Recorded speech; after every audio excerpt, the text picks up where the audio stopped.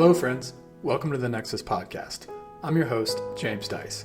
Each week, I fire questions at the leaders of the smart buildings industry to try to figure out where we're headed and how we can get there faster without all the marketing fluff. I'm pushing my learning to the limit, and I'm so glad to have you here following along.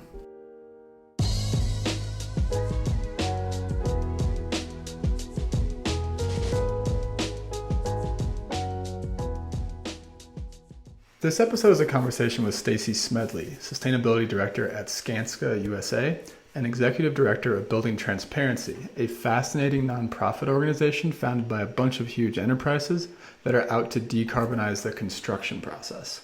We talked about that specifically in detail, including what embodied carbon is, how to reduce it to zero, whether Stacy believes we can actually get to zero, and finally, of course, where smart building technology fits into play. Specifically as well, we dove into the EC3 tool that's managed by Building Transparency. It's free. I think it's the key to really transforming construction, and there's a key value proposition for operating buildings with zero carbon that I think all of you should understand. So without further ado, please enjoy the Nexus podcast with Stacy Smedley. Hello, Stacy. Welcome to the show. Can you introduce yourself, please? Sure. Thanks for having me. My name's Stacy Smedley. I wear two hats figuratively and one literally, but I'm the executive director of Building Transparency, which is a Washington state-based 501c3 nonprofit with the mission of providing free open access tools and data that reduce embodied carbon. I'm also a director of sustainability for Skanska USA, where I support projects in the Washington region, but also a subject matter expert on carbon and living buildings nationally. Cool. And your hat, for those of you that are listening on audio and can't see Stacy right now, her hat says, "Ask me about embodied carbon." So we're going to do that today. But first, I want to talk about kind of how you got here. And I creeped on you on LinkedIn, as I do. So where I wanted to start was with the Magnolia Steel Band. So I watched a couple of your videos. Can you tell me about how that came to be? Sure. Yeah. I mean, I've outside of architecture and buildings and sustainability, music is my other passion. So I've been doing music since I was a little girl. I started playing guitar when I was 16, thanks to Jewel. That's dating me, but Jewel's record came out and I wanted to be like Jewel. So I started writing music and playing guitar, put it down for a long time when I was kind of building my career and focusing on that. And then about 6 years ago, started an open mic night in Magnolia, where I live in Seattle, at a restaurant called Serendipity. I met my bandmates. We all play guitar, so there's 18 steel strings. So we named ourselves Steel Magnolia because we all live here locally. And we largely do originals that I've written. And some of those are keenly focused on what I do, which is environmental work. So there's a few songs out there explicitly about that. And our 12-song album is going to drop before Christmas on Spotify and iTunes. And they'll be so happy that I mentioned that on a podcast. I'll go tell my bandmates I got that in there. Yeah. I was watching one of your videos and I could tell, sometimes you don't necessarily understand the lyrics, but you kind of feel what the song is about. And I very much felt the one, I don't remember which one it was, but very much felt that it was about like the sustainability effort. Yeah, there's Swan Song and Gravediggers. They take different approaches or lyrical approaches to it, but yeah, probably one of those two. All right, we'll link to those in the show notes. Awesome. Everyone should check them out. All right, and so the rest of my creeping identified that there are many other things that you have active roles in right now. So you mentioned Skanska, you mentioned Building Transparency. I also saw that there's Washington Business for Climate Action, and then there's a U.S. State Department advisory group. Can you talk about what those things are? Sure. Yeah. The Washington Businesses for Climate Action really started right after the Paris Agreement as a way to catalyze businesses in Washington that had a focus on sustainability or had their own climate targets to really sign a declaration that Washington businesses were all in. They were going to focus on that. And then we worked on convening them into a kind of an ad hoc policy group that would go and speak to policy that was being proposed in Washington state, and that now really supports each other through kind of peer-to-peer presentations and ways to really think about how business can support climate policy and climate targets locally. And then the advisory groups, I'm really excited about that. I was asked to join that, and that's an industry advisory group for the Department of State, really advising them on how to approach all of their building activities globally. and what they should be focused on. And I was brought in through my kind of sustainability lens of how can the State Department really push good design and sustainable building out to all the markets they touch based on where they build things like embassy. And that's just starting. So I've had my first couple of meetings, but it's pretty exciting too. That's fascinating. That aligns with our webinar that we have. Well, it's this week, but by the time this comes out, it will already have happened. But it's basically about how buildings get built locally. So we can talk about smart buildings on a national or global standpoint all we want, but it's really the local supply chain that makes it happen. That's fascinating that they're thinking about it in that way. Yeah. All right. And there's also just like the overall thought leadership that you provide. So your LinkedIn feed, which we'll also link to, is amazing. When did you start doing that? Their daily posts? It was 2020. So this is my second year. I started in 2020. My climate focused New Year's resolution on January 1st, 2020 was to do a climate related post on LinkedIn every day, just as a way to raise awareness. That was at a time when it wasn't something that at least our federal policy or our local US policy was focusing on. I wanted to figure out a way where I could be trying to spread education and messaging and like the urgency I felt around all of that at a time when I thought that was lacking. So that was just a daily post on climate. And it was largely trying to make the case that we needed to do and really bring a lot of things around that to the table. And then in 2021, I shifted. I said, okay, well, that was a year of climate focused posts. I went back and I noticed that a lot of them were not positive. They were like negative. This is what's happening that we need to fix. And I thought, okay, what can I do this year? So I started positive posts, and that's really not just focused on climate, but anything positive that I could think of that would be beneficial or that was impacting me positively that I'd want to share. So that was this year. I'm not sure what next year will bring, but we're on day 320 something, I think, of this year. So I better start thinking about next year too. About next year. Yeah. For sure. Well, thank you for those. I've found many of them inspiring, but also just informative. The recent ones around the GIFs or GIFs, whatever people want to prefer there, have been awesome. When did you start doing those? Again, my husband's on the weekends like, can you just please like watch some stupid TV show? I'm like, no, I'm going to make some climate gifts today. That started because I was starting to make these kind of cartoon graphics. There's one out there on embodied carbon that's been shared quite a lot that I made while at Skanska. And I thought, okay, well, if I'm making these to help me explain some of these things to either my friends or family or colleagues or clients, I might as well share them with everyone so that, they're broadly useful, hopefully. So I created a website called climategifts.com. I just changed the name to climateeverything.com because I'm adding other stuff in there now because I can't help myself.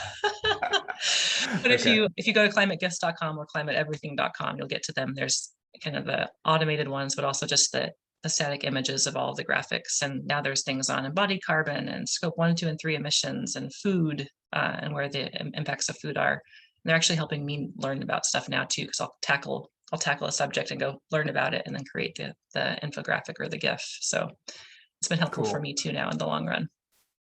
I'm helping a client develop a sustainability product, and they were so focused on operating emissions that I said, well, you really should zoom out. And I sent them one of your links to kind of show the whole life cycle, which is a great jumping off point. So let's talk about that. Can you talk about just like overall, what is embodied carbon? And this is me finally asking about your hat.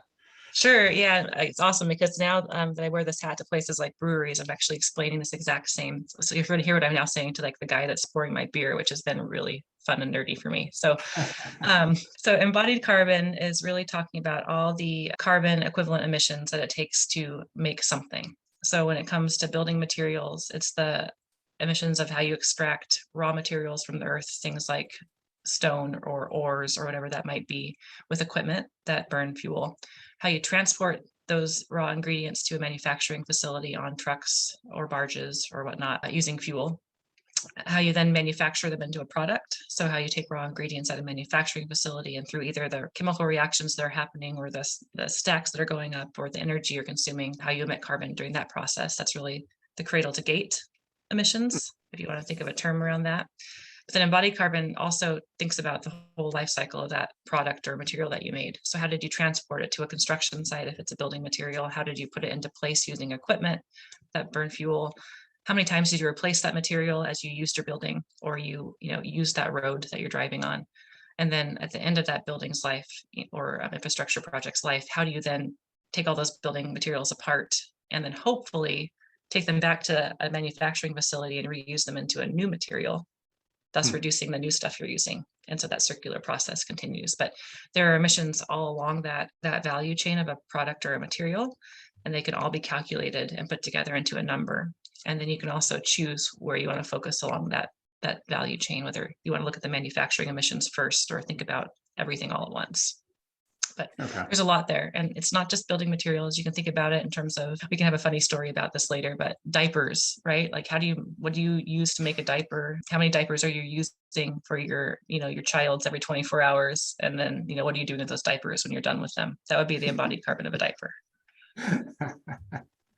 Got it. And then one of the things that when I've dug into embodied carbon that I don't understand is that say you're making a steel I-beam, for instance, you're emitting when you make that steel I-beam, but when you take the building down, where are the emissions then at the end of that? Does that make sense? That question makes sense? And it's a little bit different for every building material if we focus on buildings in terms of how the emissions spread across that whole life cycle thinking, right? For things like steel and concrete, most of the emissions are in that making phase. So if you did a pie chart, 80-90+% of the emissions are in that making of the steel beam stage. The emissions associated with that steel beam at end of life would be the equipment that was used to deconstruct it. So how much fuel did you burn to take that building apart and get that steel into a pile? I see. Where did you transport that steel to? And then what happened to it then? And for steel, that's basically it, right? The recycled content is going to be accounted for in that new product that you make the second time. Got it. In terms of a reduction of the raw stuff. So things like steel and concrete, largely focusing on that cradle to gate manufacturing emission stage is really what makes the most impact, because that's where the big component of the emissions are. Okay. And then when we have a building that goes from, design drawings to being decommissioned at the very end, where are the percentages of emissions? Like where's the most and where's the least? What's the most again is in that cradle to gate manufacturing stage. So if I was breaking it down, so there's, and again, my infographic actually does this really well. So if we send a link for that, that's good. That cradle to gate stage for most major materials is, again, I would say 80%, if you want to take a rough number on average of all emissions. The transportation installation emissions are pretty tiny. They could be 3 to 5%. Of those emissions. For some materials that you're replacing a lot, like carpet or ceiling tiles, that use phase can actually start to add up, because you're taking that amount of carpet that you put in and replacing it every 5 to 10 years. So you're multiplying that emissions factor times maybe 5 for a 50-year building. So that use phase can grow for some materials. For things like steel and concrete, it's 0 essentially, because you're not taking the concrete away and putting in new concrete. And then end of life again is going to be in that kind of 5%-ish range for most projects or products. So again, that cradle to gate component, if you're trying to take a place where you can have actionable impact right away and have the most impact, that is a good place to focus. It's also the emissions, if you think about it, that once you've emitted them, because you've made the product and now you're putting it into place, you can't go back and impact them. They've been emitted at time of production, they're in the atmosphere. So if you don't do something about them when you're thinking about what you're building out of and how you're procuring the product, you've kind of lost the opportunity to reduce them. You could think about materials that last longer for the use phase, and then when you get to that end of life in 50 years, that's really when you're going to be tackling those end of life emissions of that particular product. This has reminded me of one of these books over my shoulder, Confessions of a Radical Industrialist, which I highly recommend. It's about carpet. The guy, started a company based on commercial building carpet, and he went on this total awakening. I don't know if you ever read it before, but a total awakening around how dirty his company was. Is that Interface? Yes. Yeah, they're one of our key partners of the work that we're doing with building transparency and EC3. Yeah, so he's long passed away now, but Interface is totally transformed the way that they do things. They have a carbon sequestering carpet on the market right now. Cool. Yep, it actually stores carbon in its tile. That's really cool. We should talk about that when we get to the EC3 tool in just a minute. For now, I just want to understand, okay, you just named out all these different stages of the construction process. Well, we as a society are not going to stop building buildings, right? I don't think, unless that's been news in the last today during Monday morning news. I haven't seen that news. So I don't think we're going to stop building buildings, worldwide. And so what's the pathway? Oh, and yet we have to decarbonize as a society. So what's the pathway to decarbonizing the construction process? And that might be a really huge question for a short conversation. Well, I think I can try my best to be succinct about it because I obviously think about this quite a bit. So we do need to start with thinking about if we have to build a building at all. And that can be really hard, especially, for general contractors or owners that are in the business of building things. That's a hard thing to kind of sit with. But I have some stats that I was able to get from a large scale developer that has access to these cool tools. And I know for a fact that we have enough empty building stock, commercial building stock right now in the US to basically house all the new projected buildings that we were saying we're going to build over the next 2 to 5 years. So if we just stop building right now, there's plenty of empty space for us to put all that square footage into that we say we need. And beyond that, we have more than we need. So there's opportunity in all these empty commercial buildings where you could start to retrofit them into schools or housing or whatever else we would need. And a big percentage of those buildings that are sitting empty are LEED certified buildings. So if we don't start to actually think about, gosh, we built all this stuff already and we built some of it quite well. And now we're going to go say, oh, nope, that's not good enough. We've got to go build this new building because that's just what we do. I think we've got to have a really kind of hard conversation, hard look at ourselves as an industry in terms of, what the end goal is. So I do think that's important. And I'm hoping that we can share some of these kind of stats that we're starting to look at to really sit with that. Because if we don't build, then we're negating a lot of those upfront emissions of those major materials. And we can focus on investing the money that we would have spent to build new and retrofitting the buildings that we're updating or going into. So start there. We have to. The second thing is then decarbonizing building materials. There's kind of two legs to that. There's one, the materials that we use today that we know we're going to keep on using. I think that we all know and hope that we're going to use more bio-based materials, more wood when it comes to some of the structural components of what we do. We're never going to build everything out of those new materials. Concrete and steel have been something that we've had forever. They're going to continue to be there. They're actually quite necessary when it comes to especially things like infrastructure. So we have to decarbonize the materials we have. And there's a lot of work on that going on right now. Positive things when we're talking to steel suppliers or manufacturers or investors or cement and pilot projects now that are popping up, like the hybrid hydrogen steel facility in Sweden, or pilot projects in cement where they're capturing all the CO2 off the kiln and figuring out how to liquefy it and what they can do with that CO2. There's tons of money going into that right now. So I'm quite confident we're going to be able to get pretty close to zero when it comes to how we make things like steel and concrete over time. And then the third thing is investing in those new materials. There's all sorts of things like bamboo and hemp that when you start looking at installations and kind of panelized systems and mass timber like CLT and other things that are also, we know they exist. We just need to invest more in it. We're at this kind of really interesting moment of startup and investment and a ton of money and opportunity, really. If we can do that, don't build what we don't need to, decarbonize what we do use, and find those innovative materials because that's what we think is cool. And that's psychology. Humans like to look at all these cool new things and invest in these exciting things. If we do all those three things, we're gonna get there, or at least make really good progress pretty quickly. Makes total sense. So is that what you do at Skanska every day? At Skanska every day, gosh, there's a lot of focus on carbon. There's all the other things we also have to think about if we broaden it to sustainability and environmental impacts. So water and waste and local resilience and all the things. But specific to the carbon emission side of things, Skanska has set pretty lofty carbon targets. So we're at 70% reduction in our own emissions by 2030 and zero carbon, including our value chain, by 2045. And those are outward facing commitments. We're a public company. Those are board approved commitments. And we've gotten the science-based targets stamp of approval now too. So a lot of it is figuring that out. If we're saying that we're going to do that, we have to do it. So yeah, it's looking at the materials we use. It's using tools like EC3 to inform our clients and ourselves on the materials that we have that we can use to reduce carbon emissions. And then it's keeping our eyes on all these new things that are coming up in terms of alternatives that we want to look at and test and pilot on projects. Fascinating. So I want to get to EC3 in just a minute.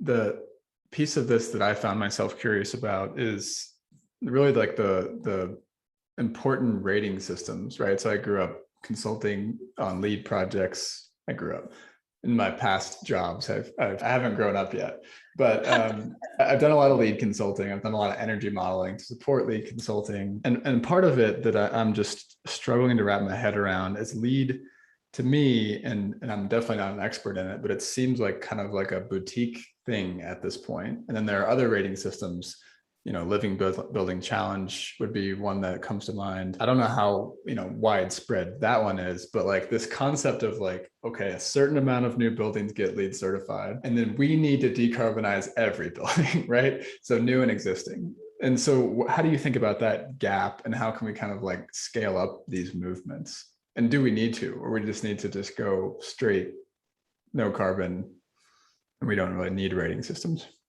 I think there's a place for all of it. So I think there's not ever going to be one kind of golden ticket solution or rating system or thing that's going to fit everybody's needs or desires. So my thinking is that as long as the rating systems that people can choose between that fit their needs from either a marketing or a commitment or value perspective rely on the same baselines and data. So if you think about it through the lens of LEED, they have a life cycle assessment credit where they give you credit for doing these whole building life cycle assessments on your buildings and then showing a reduction. They also have a low carbon procurement credit and pilot that looks at EPDs and EC3 and lets you use them to show reductions.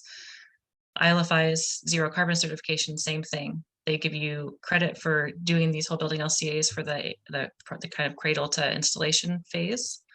And then you must do that, and then you have to show reductions. So as long as all the systems are putting the same kind of process and ask in place, that comes to policy. You can add policy on that too. If we have policy and certification systems all asking for the same thing around decarbonization, around healthy materials, around fair labor practices, then it's okay if we have multiple paths to get there, as long as the same thing we're working on is driving towards that zero impact that we're wanting, whether it's toxicity or carbon or whatever else it is.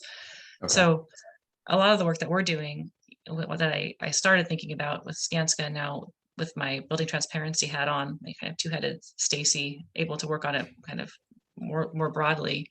If we can start aligning the ask and the process in my current world, particular to carbon emissions and embodied carbon, I want you to be able to go use LEED or LBC or zero carbon or buy clean policy compliance. I want you to be able to go do all of those things by doing this one exercise on your project. So, if the same requirements are everywhere and you have to do it once, that's going to accelerate things. I think we've learned a lot in sustainability in buildings with other things like health disclosure through things like Red List or HBDs and all the other things I could list off, where we've been duplicative. And I think with embodied carbon, we're at this weird time where we can use those lessons to just be additive and do it one way very well, that's standardized. And that's just going to accelerate it more quickly. That's a long kind of rant on that, but I think it's really important that we kind of align efforts and not be competitive amongst all these different systems or ways of doing it, if that makes sense. Yeah, it makes perfect sense. There are similar sort of competing that shouldn't be competing standards in the smart building technology world that we don't need to get into today, but yeah, there's similar movements. It's like the tide would lift all boats if we would end the competition. That's not how the world works. You still have to be able to make money and have businesses that do these things well, right? Yeah. But there's got to be like a baseline starting point in my mind. Hey guys, just another quick note from our sponsor, Nexus Labs, and then we'll get back to the show. This episode is brought to you by Nexus Foundations, our introductory course on the smart buildings industry. If you're new to the industry, this course is for you. If you're an industry vet but want to understand how technology is changing things, this course is also for you. The alumni are raving about the content, which they say pulls it all together, and they also loved getting to meet the other students on the weekly Zoom calls and in the private chat room. You can find out more about the course at courses.nexuslabs.online. All right, back to the interview. All right, so potentially controversial question then. So I mentioned the lack of scale that these rating systems have today. Why do you think that is? I mean, I've worked in all of them in my work as doing architecture and now then at Skanska for almost 9 years. I think that there's always been this nagging perspective or quality that anything around sustainability and green design and construction has a cost associated with it or a time sink. And so when you think about how rating systems are set up, whether it's LEED or LBC, Living Building Challenge, their checklists and time, there's time associated with, you have to have an expert that's going to do the work and understand it. There is an added cost or added potential risk that owners or even GCs could perceive when looking at these things. So I think we have started, there are those of us that do those things really well. We understand LEED, we understand Living Building Challenge. We can tell a client or an owner that we can do this at little to no added cost to get to a certain tier certification rating system, whether it's LEED Gold or LBC Core, to try to help de-risk some of those things now. But I think that has been the biggest barrier. It's just the convincing that no, we know you want to do this. You're scared it's going to cost more. You're scared it's going to be inefficiencies in the design or construction process. We're now smart enough to be able to kind of mitigate some of those, but that takes some time to kind of build your bench of experts that can really do the work. Absolutely. Fascinating. All right. So we mentioned EC3 a couple of times. What is it? And what does it stand for? Sure. Yeah. So if you Google EC3, I think you're going to get EC3 the wrestler first. So we are not associated with EC3 the wrestler.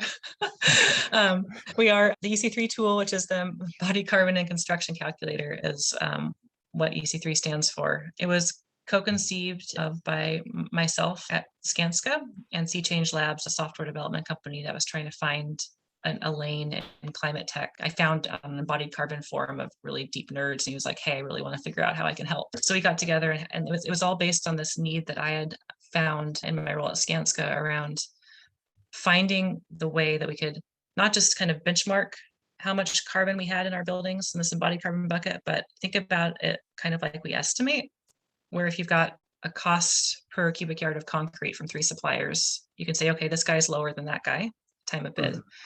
If we had a carbon intensity per cubic yard of concrete also, we could do exactly the same thing and have supplier A, B, and C and their carbon intensity per unit of their mix and be able to assess them for the lowest carbon supplier. So I was trying to figure out a way where we could have the cost and the carbon metric next to each other. That led me to environmental product declarations, which are third-party verified documents from the manufacturers for products that give you that carbon intensity per unit in a disclosed way in basically PDF documents. So I had started to source these carbon intensities. I would go find them on supplier websites. I'd put them into a box folder. I'd open up an Excel spreadsheet. I'd go to page 6 and find that little carbon intensity table. I'd put all these things in my Excel spreadsheet, and it would take me, hours for one project and 3. So my idea was that we needed to find a way to actually digitize all of it. There had to be a way where we could create kind of like a clearinghouse of this information. It should take me like 3 or 4 clicks to be able to compare my suppliers and find this information. And so what we did was I applied for an innovation grant through Skanska, proof of concept, just digitizing a certain number of these EPDs and database with the user interface. Microsoft then came on board second to help seed fund that proof of concept because they were building a large campus project, and Skanska, through a joint venture with Balfour Beatty, had been brought on as the GC. Said, okay, let's pilot this. And then Magnuson Klemenczak Architects and Carbon Leadership Forum and a few others got involved and said, yes, this needs to be an industry-led thing. Skanska and Microsoft said, let's make it free and open access for industry. And it became kind of a large industry project. And what we got to by November of 2019 was a database of 9 construction material categories full of digitized EPDs that could be sorted in for carbon intensity, and then a project planner that you could actually put in quantities and kind of see your projects. And it was launched publicly in November of 2019 as a project at the Carbon Leadership Forum. And kind of, I think we had 1,000 people on the wait list then. We're at 18,000 registered users now. And it's now being hosted and maintained by this nonprofit that makes sure that it stays free and open access and mission driven, with funding from all sorts of different industry partners continuing. It's a lot. Hopefully that wasn't too rambly, but that's kind of the whole story of where it came from and what it currently is. That is incredible. And so how do you do this, like in your spare time, or how does that work? No, Skanska, instead of giving real dollars right now, is donating my time to actually run the nonprofit as the executive director, just to ensure that this thing that that they helped conceive of continues to scale and be adopted and managed. And yes, I'm very lucky. It's a pretty awesome opportunity to be able to take this thing and make sure that it's scaling, that everyone that gave impact and input and funding continues to be able to support it through this nonprofit. So how do people use it? How does it show up like in the design and construction process? Sure. Yeah. So we're a pretty kind of, if you look at the pie chart of our current users, it's pretty kind of, 50% architects. I think it's actually more like 30% architects, 15% GCs, structural engineers, sustainability consultants, owners, manufacturers. So there's really a different way that where you sit, how you use it's different.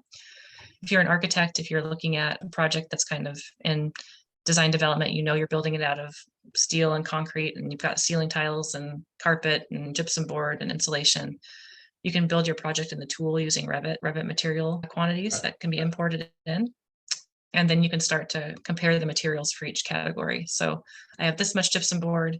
These are the suppliers in my search that have this range of carbon emissions. So there's a range of what's possible. I can compare my gypsum suppliers and say, okay, supplier X has the lower carbon option, so I'm going to specify that guy as my basis of design. So architects can really find the hot spots using the Revit plugin to get the quantities, and then look at the suppliers and set those kind of, I want you to start costing based on this guy because he meets my requirements and is low carbon. Structural engineers, same thing when it comes to concrete and steel, just really understanding, when you change material quantities, how does that affect your totals, but then also, who are the steel suppliers and, actual mills that are lower carbon. If I want to start putting that in my specs, how do I write a concrete spec to make sure I'm getting low carbon options? Contractors are really in charge of doing the realized accounting. So there are some of our owner partners that are requiring the GCs now to create. So I have this much of all these things. I have this much concrete and steel, and then I know I got it from this supplier. So I'm going to go pick a ZPD in the tool. So here, owner X, here's your actual carbon emissions for your project based on the quantities we installed and the materials we used. GCs can also use it during pre-construction to do an initial estimate, just kind of like a cost estimate. And just Skanska's just recently announced that they're committing to doing that on all projects over 5,000 square meters starting in 2022. So how can we start just taking the quantities during estimate time and creating these carbon estimates that just become part of our estimating process? So and owners require it. So owners can be the ones that say, we're going to use EC3 to do this accounting, and we want you to give us these reports and actually reduce carbon by this percentage, or use the tool to show us our carbon emissions of our projects. Manufacturers are using it, which is interesting to actually go in and see how they compare to their competitors, and then kind of take ownership of their data in the tool and make sure that it's reading as they want it to from a kind of performance perspective and images and things. Yeah. And then policymakers are using it too. So we're actually informing the kind of state and federal procurement policies in terms of how much data is there, where are the gaps, can we start setting limits for a carbon intensity per unit for steel, things like that. Play in all the buckets. Is there a concept for what a building should, like, per square foot be at? Like, in the energy world, we have the benchmarking, right? Yep. This EUI should be somewhere in this range compared to buildings to each other. Yeah. So is there similar metric? Yeah. So I've been calling it I've either seen it be called a carbon use intensity or embodied carbon use intensity, but it's very similar. It's just kilograms of CO2 per square foot or square meter. Got it. Okay. And that's easy to get to when you have the material quantities and the amounts in the square footage of the building. So it's very similar to me. And in my mind, we should eventually have EUI plus ECUI. Yeah. And you have a total CUI. Okay. So I think that's coming. To get to that kind of number right now, the Carbon Leadership Forum did an embodied carbon benchmarking study probably about 4 or 5 years ago now, where they just collected all the different carbon footprints that have been done by anyone that would share and try to normalize those for the different building types. If you look at the zero carbon certification, they have a limit. It tends to be around 500 kilograms of CO2 per square meter, which is around 50 kilograms of CO2 per square foot as kind of a general conservative starting point. I think it can range from, like, if we're doing it in square feet, 30 to 50, somewhere in there, depending on the building type. But that benchmarking studies, we could link to that too. It's actually available where you can go sort the data and start to look at the ranges on a per square meter or per square foot basis. Cool. Yeah, I think I did come across that. Another hard question I wanted to ask you about was the construction process is very difficult to change, right? And so if we think about this tool that sounds like a game changer, right? How do we insert this new technology into the construction process? And is that challenging right now, I guess? And what's the kind of the roadmap to kind of disrupting the construction process as we know it? So I think because we had such a great kind of brain trust of folks inputting their thoughts into it as we were developing. So there was myself, there was others on the GC side from companies like WebCore, and now Turner, who's a pilot partner, structural engineers like MKA and Walter P. Moore, architects, Perkins Mills, Jeff, all these different folks basically helped us create the UI. So we've tried to make it as user-friendly as possible and as easy to implement as possible. From a GC perspective, the way I've seen it used during pre-construction right now is you just start with a list of 6 materials like concrete, steel, framing, gypsum board, etc. It could be a list of maybe 20 things, and the pre-construction estimators just like they do with their on-screen takeoff and Timberline or Express or whatever, they're just inputting those things into EC3 at the same time. It might take them an hour. It's not 20 hours. So we've tried to make it as translatable as possible in terms of how other things are currently done. The estimating example, I guess, is one of them, where it's just another thing that an estimator knows he has to do at the deliverable time, and it's just one more hour-long exercise. I think when it comes to construction, currently right now the GCs are creating an account and just doing the same thing, where they're just building this as another exercise they have to do. It would be amazing to integrate with the tools that GCs are using, and we have some conversations ongoing. Like if we can insert this into a tool or a process or a workflow that already exists in terms of what that project engineer or project manager is using or doing, where it's just, hey, I've got to put in my as-built quantities and click the EPD as part of this other bigger effort that I'm already doing for invoicing or for whatever. I think that's how we start to really open it up to a lot of the GCs that might be worried that it's going to be, more FTE time that they then have to put into their general conditions for an owner. But again, right now I can say with some degree of confidence and certainty that it's not like this is a 1 FTE add to a project. It's a few hours a week or per design deliverable phase. And hopefully that makes it more palatable just as a starting point. It's also free. So the tool is free. So that's another barrier that we've tried to take away, just in terms of how we set things up. Cool. So what's the future of the tool? Like, where do you think this will be headed long term? Gosh, it's already, when it was launched in 2019, it was a North American focused tool where you're just trying to get the data in from North American suppliers. We now have EPDs from all over the world, and we have partnerships that we've developed with right now with the program operators and their consortium in Europe called Eco Platform to try to align how we do all of this and digitize it. So I see it already is now a global database, but quickly becoming a very comprehensive global database of any EPD that exists from any supplier. And we're on that path right now. And hopefully kind of the place that people can start to either access the data and put it in their own tools, because you can do that, and take the whole database out through an API into any tool you want to align the data source, but also something that global policy can turn to, because it's a global database in a standard format, to start to look at things like carbon intensities and border adjusted carbon tax and all sorts of crazy stuff. But that's not really that crazy when you think about what we need to do and what a lot of the COP countries just agreed to do, which is really start to look at how they procure these things. They're going to need a place to go to procure these things in a way that's globally standardized. So I hope that that's where we are in just, not 10 years, maybe 5. Fascinating.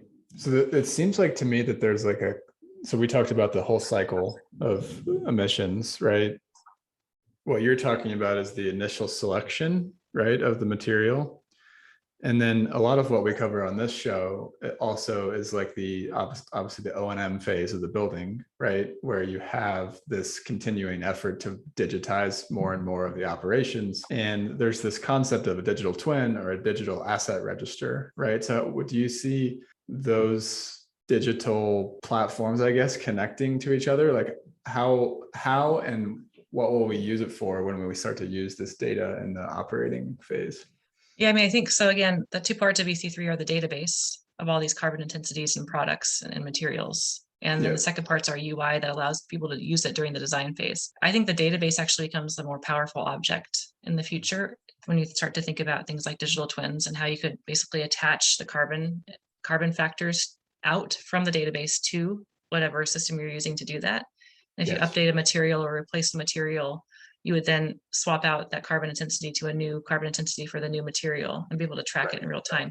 And I am not a software developer. I have learned a lot in the past couple of years about how this all works. I'm sure. But for me, it's all about APIs and the ability, open APIs that enable this information to translate between tools in a standardized way so that it is, I guess, applicable but shared. So it's an ecosystem of APIs that attach all these different carbon factors and things we need on the environmental side to all the tools that need to basically use it, and how those kind of merge together. I started to draw this out at one point and it got all these bubbles got all over the place. It's not an easy to download infographic, but I think there is a pathway to that. Yeah. I mean, to me, the main value would be when you're switching out and replacing materials. So right now, a lot of times a decision like that is made off of ROI that's usually upfront costs versus operating savings, right? And now you're talking about upfront costs, operating savings, yes, but also ongoing and embodied carbon in the retrofit project. So then you'd have the ability to then make a better decision. Correct. Easier. Yeah, or even just help owners set longer replacement cycles, or think about things just a little bit differently in terms of even things as mundane as roofing replacement, right? Yeah. Oh, we just do it every 10 years because that's what we do. Well, maybe that roof actually lasts 20 years. And here's what happens if you actually let it last 20 years. Absolutely. Yeah. And again, we like the amount of commitments that are being made, it's like we have to do it. And so it's not necessarily like, should we? It's like the only way in which these commitments get met is if we start to integrate these sorts of tools into the processes. Fascinating. Well, thanks so much for coming on the show. I've learned a ton listening to you. Do you want to end off with a little fun 2 truths and a lie? Oh boy, here we go. All right. So I'm gonna give you the 3, and then you have to decide which one's the lie. Yes. And you said you've already stalked me a little bit on LinkedIn, so I'm trying to think of things that wouldn't be on there too. I've been on the Oprah Winfrey Show. I've met and played for Jewel, and I have 1 brother. Oh, that one's tough. But the third one is a random fact. I'm gonna go with whatever this is. It's gonna be a good story at the end. I'll go with the brother is the lie. You are right. All right. You're correct. And now you must tell the story of Oprah and Jewel. Okay, well, the Oprah story will answer why the third one's a lie. So I actually have 16 half siblings that are all donor siblings. Wow. Because my mom used a sperm donor to have me in 1980 before it was kind of normal or something that's more talked about. She was a single woman that wanted a daughter. And then the Oprah Winfrey Show reached out after I matched with my first half brother. He was a Peace Corps volunteer in Africa that I found on this donor sibling registry site. We were the only matched grown-ups. So the Oprah Show wanted to have us on to talk about what it was like to find our sibling as a grown-up. They flew him from Togo to Portland. We met he got off the train and we had this train station meeting that they taped, and they flight us to Chicago, and we were on the show. And I may have made Oprah cry in terms of her watching our little video. So Oprah was like right here. Wow. That's since incredible. Then we found 15 more donor siblings. We all talk to each other every day, and it's pretty fun. That is incredible. Wow. Yeah. And then Jewel, people say that I have really good luck. So I'm in the fan club. Obviously, I told you that I started playing guitar because Jewel was my hero when I was 16. So I was part of her fan club, and my mom and I have seen her 21 times live. We see her every summer. Wherever she is, we find a place. I was like, hey, entered to win a chance to interview Jewel. So I just entered the fan club thing, and I won it. And I got to go backstage with her and ask her a whole bunch of questions, but I brought my guitar and I played her an original song, and she signed my guitar, and it was pretty awesome. That is so cool. Wow. Yeah. This might be my peak 2 truths and a lie experience so far on the podcast. I'm also open book. I don't mind sharing all my things. So. Wow. Well, we're gonna have to. Our podcast editor Zach is gonna have to go down a search rabbit hole to maybe include some of these things if they're on the internet. But again, Stacy, thank you so much for coming on the show, and thanks for everything you do. I mean, this is really important work right now, as you're aware of. I appreciate the chance to talk all about it. I kind of love talking about it. I also like doing stuff about it. So let's keep on doing that too. Don't be surprised if there are Nexus listeners that reach out and want to collaborate in some way, and I hope they do. Yay! Good. All right. See ya. All right. Thanks. All right, friends, thanks for listening to this episode of the Nexus podcast. For more episodes like this and to get the weekly Nexus newsletter, which, by the way, readers have said is the best way to stay up to date on the future of the smart buildings industry, please subscribe at nexuslabs.online. You can find the show notes for this conversation there as well. Have a great day.